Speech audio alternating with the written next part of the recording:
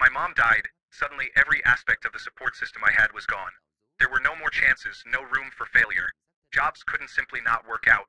There was no one to call if I was truly hungry. There was no one left. Story 89. Oh, I'm still a kid.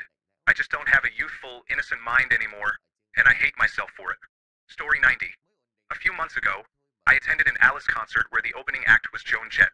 After her performance, I was ready to leave, but my friend, who is in her 20s, reminded me that there was more of the concert to enjoy.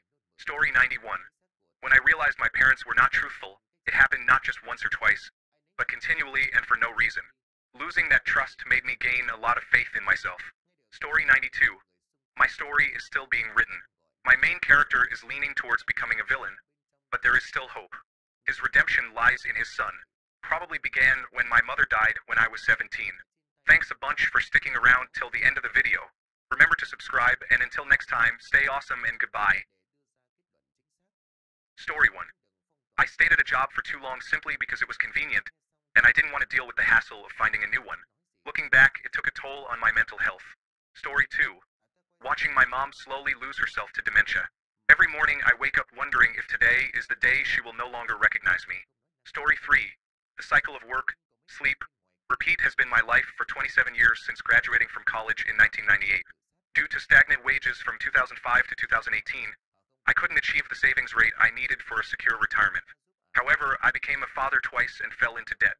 I've addressed much of that in my later years, but the value of time cannot be underestimated. Story 4. Unemployment and the stress of having no income and no prospects are challenging. I am approaching 10 months now, and it is both depressing and frankly embarrassing. Story 5. Fear for the future. Witnessing those in power cause harm and feeling powerless to stop it.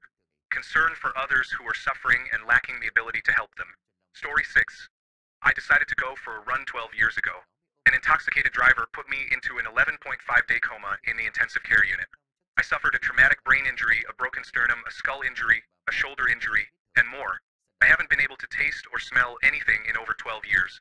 This incident disrupted the momentum of my life and caused additional stress and heartache. During my recovery, I discovered music composition therapy. I dedicated many years to writing music since then. If you're interested, the album 9FM by the artist 9FM is where that decision eventually led me. A silver lining, I guess. Story 7.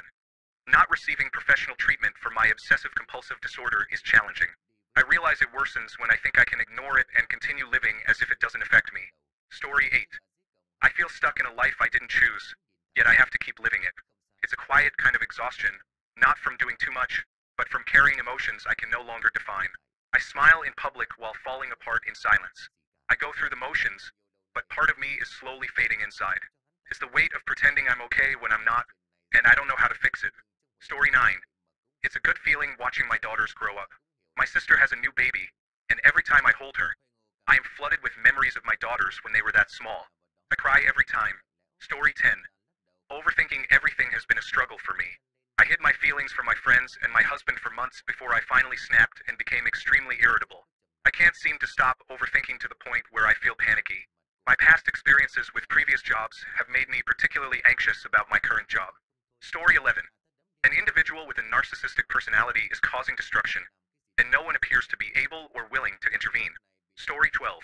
Caring for my elderly mother, whose cognitive decline makes it impossible for her to live alone.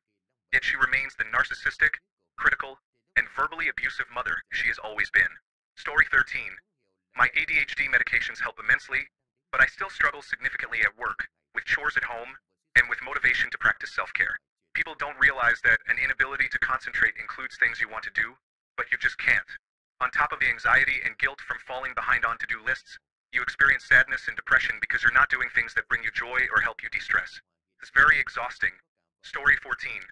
My noisy, door slamming, foot stomping, furniture moving upstairs neighbors flush the toilet at 2 a.m.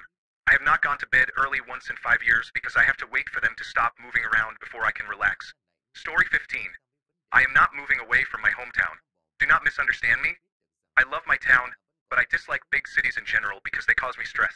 I believe that the countryside is better for my mental health, but for various reasons I do not move to a village and stay in a big town, although I know this affects my mental health every day. Story 16. Trauma and grief. 6 years ago, I lost my job after about 5 years, as part of a restructuring process. 2 weeks later, My mom was diagnosed with stage 4 pancreatic cancer. 2 weeks after that, she passed away. I was the one who decided we needed to make my mom comfortable, as my dad and brothers didn't have the strength to make that choice.